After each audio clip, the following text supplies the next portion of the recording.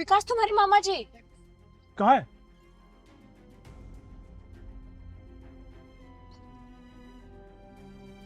कहाँ है सोरा?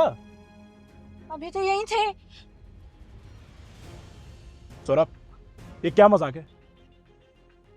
तुम अच्छे से पता है कि पिछले महीने ही मामा जी की रोड एक्सीडेंट में डेथ हो गई थी। बॉडी भी नहीं मिली थी हमें उनकी। बस मेरी बात का यकीन करो, मैं सच बोल रही हूँ, मैंने उन्हें भी देखा था। Please trust me. हर जगह ढूंढ लिया, कहीं भी नहीं है। मैं सच बोल रही हूँ, मैंने देखा था उन्हें यार। तुम चलो गाड़ी में।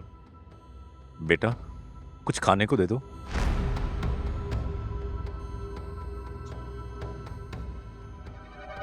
विकास,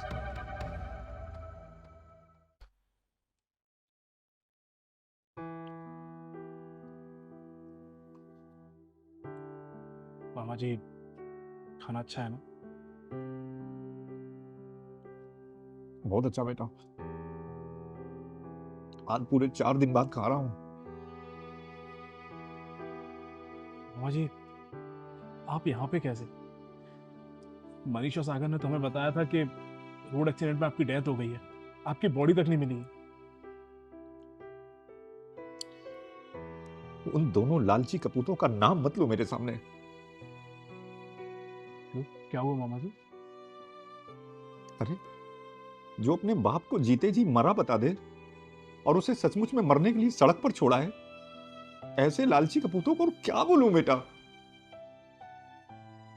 ऐसा क्या हुआ था मामा जी? अभी 3 महीने पहले मेरे पास आए थे। एक ने बोला कि मुझे लंदन में रहने के लिए घर खरीदना है और दूसरे ने कहा कि अमेरिका में। अब बेटा, दोनों चूंकि पहले से वहीं रहते थे, अब लंदन और अमेरिका में घर खरीदने के लिए तो बहुत सारे पैसों की जरूरत होती। तो हम सारे लोगों ने बैठकर यह फैसला लिया कि यहाँ की सारी प्रॉपर्टी बेच देते हैं, जिससे उन दोनों का लंदन और अमेरिका में घर खरीदना आसान हो जाएगा। मैंने भी सोचा कि ठीक है, आखिर उनके भविष्य का सवाल था।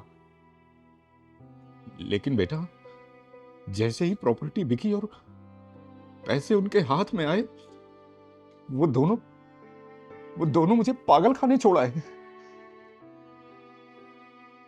पर हमें बता दिया कि आप मर गए एक्सीडेंट। अब तुम ही बताओ कि ऐसे बेटों को और क्या बोलूं।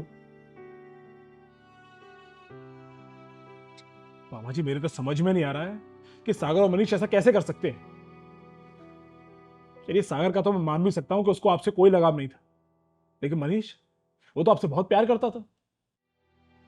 अरे बेटा, अपने बेटों से मैंने अच्छी तरह यह समझ लिया कि पैसों के आगे प्यार व्यार कुछ नहीं होता, माँ बाप का दुलार कुछ नहीं होता, सब फीका होता है।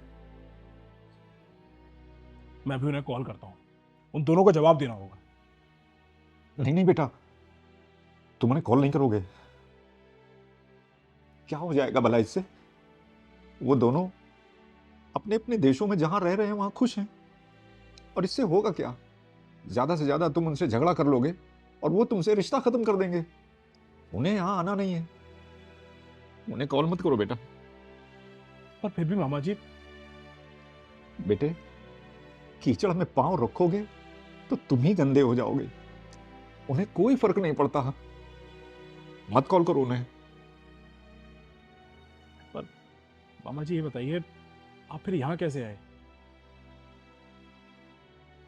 यही अभी कोई 10 दिन पहले पागल खाने से भागकर एक ट्रक वाला मिल गया था, वो मुझे यहां छोड़ गया। तो आप फिर मेरे घर क्यों नहीं आए? कैसे आता बेटा, मुझे पता ही नहीं था। मामा जी, जो हुआ सो हो गया, लेकिन अब से आप हमारे साथ हमारे घर में रहेंगे। नहीं बेटा, मैं तुम दोनों पर बोझ नहीं बनना चाहता, क्योंकि मैंने अपने बेटों पर, अपने खुद की औलाद पर बोझ बन के अच्छी तरह देख लिया है। मामा जी, इसमें बोझ वाली बात कैसे आ गई? शायद आप भूल सकते हैं, लेकिन मैं नहीं भूल सकता। अपने पापा की डेथ के बाद आप ही मेरा सहारा बने थे, आप ही के घर में रहा था मैं, मेरे सारे खर्चे आप ही ने उठाए थे। मैं कैसे भूल जाऊं? मुझे तो शर्म आ रही है कि मेरे होते हुए आपको ये सब झेलना पड़ा। नहीं बेटे, इसमें इसमें भला तुम्हारी क्या गलती है? तुमने तो वही समझा ना जो उन लोगों ने तुम्हें बताया, जो उन लोगों ने कहा। कोई बात नहीं। मामा जी, आपको अब हमारे साथ ही रहना होगा। हाँ मामा जी, अब से आप हमारे साथ ही रहेंगे। मुझे आज तक कभी ससुर जी का प्यार नहीं मिला, आपके आने से उनकी कमी भी पूरी हो जाएगी। प्लीज मामा जी, आप मना मत करना। ठीक है बेटा। बेटे, ये दुनिया के सारे बेटे तुम्हारी तरह क्यों नहीं हो जाते? काश काश मेरे बेटे तुम्हारे जैसे होते। अब चिंता मत कीजिए मामा जी, उन दोनों को उनके किए की सजा जरूर मिलेगी, और मैं उन दोनों से कोई रिश्ता नहीं रखने वाला हूं। आप बस हमारे साथ घर चलिए। खुश रहो बेटा, तुम दोनों हमेशा खुश रहो।